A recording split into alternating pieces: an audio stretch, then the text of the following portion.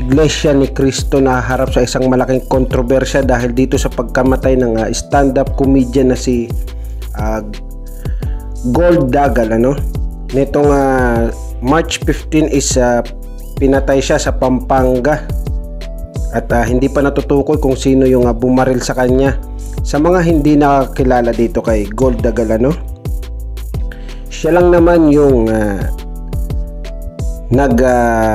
bira, siya yung tumira kaya Eduardo Manalo sa pagbibiro niya dito tungkol sa INC at sinabihan niya pa yung INC na kulto. Kaya't a year ago maraming mga iglesia ni Cristo ang nagalit sa kanya at sunod-sunod yung naging death threat sa kanya, yung mga pagbabanta na na-receive niya at ng pamilya niya dahil dito sa ginawa niyang pagbibiro tungkol sa Iglesia ni Cristo. Yun nga na tinawag niyang kulto. At eto na, Gold Dagal was shot dead in Pampanga on Saturday, March 15. Ayun na nga, ayun na yung naging issue ngayon dahil dito sa pagkamatay ni Gold Dagal is na buksan ulit yung ginawa niyang biro para dito sa INC kay Eduardo Manalo. At eto na, pag sinabing Gold Dagal, may kita dito sa article na to, Dagal was known for his joke about Iglesia ni Cristo and social commentaries of human rights and abuse of authority. Marami pala itong mga binibitawan at tinitirang problema itong si Gold Dagal nung siya ay nabubuhay pa, kaya siguro siya ipinatumba. At eto pa nga, ang nanay ni Gold Dagal naniniwalang ng hire killer para patayin yung anak niya. Naniniwala siyang pinapatay talaga yung anak niya dahil dito sa mga binibitawan niyang salita tungkol sa Iglesia ni Cristo. At etong sabi niya, why had this happened? Sahin natin. I know those he offended with his jokes during one of his stunts in his stand-up comedy show had planned to end his life like how they constantly threatened. Ito na yung mga pag pumupunta kasi ng comedy bar, talagang hindi mo maiiwasang mabiro ka doon, pero para kasing lumagpas na yung biro ni Gold Dagal dito, parang below the belt naman na yung ginawa niya kay Eduardo Manalo at sa buong membro ng Iglesia ni Cristo dahil tinawag niya itong kulto. At dahil dito nagsilabasan yung mga kontrobersya tungkol dito sa pagkawala ni stand-up comedian Gold Dagal. May kita na yung ibang INC is natuwa pa dahil sa nangyari dito sa kanya at nagpapasalamat sila dahil nga dun sa ginawa ni Gold Dagal na pagmamak sa Iglesia ni Cristo.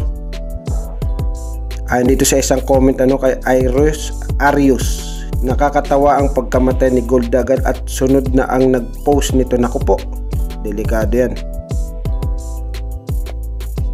Delikado talaga tong mga post na to. Alam nyo, may ganito yung hirap kapag ka stand-up comedian ka, kapag lumalagpas ka na sa mga biro, lalo na't ganito yung buo yung paniniwala ng tao sa kanilang mga relihiyon.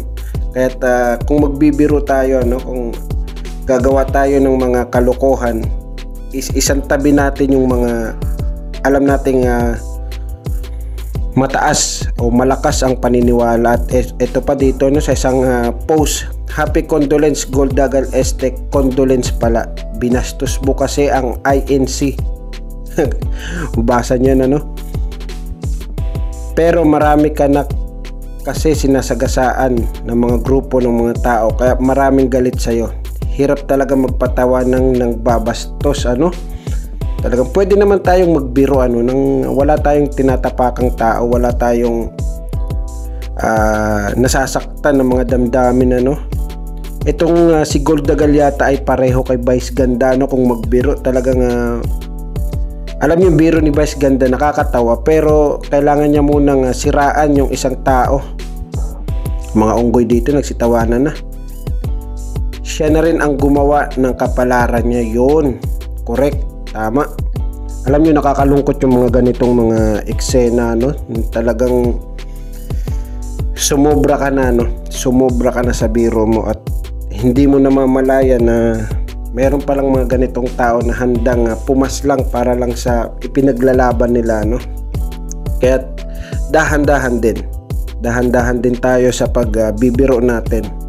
And syempre wala pa namang patunay na Iglesia ni Cristo yung gumawa ng pagpatay dito kay Goldagal. Sadyang na-attach lang yung pangalan ng Iglesia ni Cristo kasi nag-viral to a year ago yung mga biro ni Goldagal. Kaya ayun, maraming INC yung nagalit sa kanya, maraming bumatikos, maraming banta ang kanyang natanggap. Pero hindi naman natin sinasabing INC talaga yung gumawa nito kasi wala pa namang sapat na ebidensya para sabihin si Goldagal talaga ay Iglesia talaga ni Cristo ang pumaslang kay Goldagal. Isa pa dito, that's rich coming from you, ha ha ha, this post is so funny. Ganyan ang mangyayari sa mga taong mapanira sa INC. Hintayin nyo lang ang tamang panahon. Naniniwala ba kayo dito na sadyang pinalamig lang talaga si Goldagal para hindi niya naisiping walang masamang banta sa kanya Ganun naman kasi kadalasan yung nangyayari sa mga isang alitan Talagang hindi ka muna ngayon bibirahin, papalamigin ka muna tsaka ka babalikan ng mga taong inagrabyado. At eto pa, hintayin mo lang ang tamang panahon at mamumroblema ka at liliit ang mundo mo. Tandaan mo yan. Naku po, binanta na naman si Rodolfo Maria Jr. Alam nyo, nakakatakot tong makipagsabayan dito sa mga biro-biro na netizen Sadyang nakakalungkot lang isipin dahil bakit kailangan natin magbiro ng sobra-sobra At isang kaibigan dito ni Mr. Dagal ang nag-describe o nagsabi kung anong tao itong si Goldagal, itong si Leland Lim. Sabi niya dito another stand-up comedian described his fellow comic as a soup boy. Wow, soup boy pala to si Mr. Dagal he cared a lot about his friends. Minsan sobra-sobra pa nga kahit ako naiinis na. He loved his craft but he loved the people more, and that's so rare. Ito na lang talaga yung mababasa mo kapag namatay ka talaga, ito lang yung mababasa mo Wala kang ibang makikita kundi yung mga kabutihan mo kapag namatay ka. Kaya habang buhay pa yung tao, kung maaari lang is i-treat nyo ng tama, sabihan nyo na ang gaganda ng mga ginawaan nyo. Kasi pag ganitong patay na, hindi niya na ito mabasa, mahirapan na siya dito.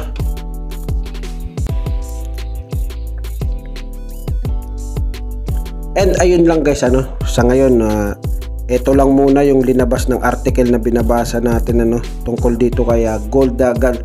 At wala pa namang masyadong nakikitang ebidensya ang PNP para sabihin nilang Iglesia ni Cristo talaga yung nagpakana ng lahat ng ito At yun lang, salamat sa panonood at huwag niyo kakalimutan mag-comment sa comment section dyan para naman masaya tayong lahat.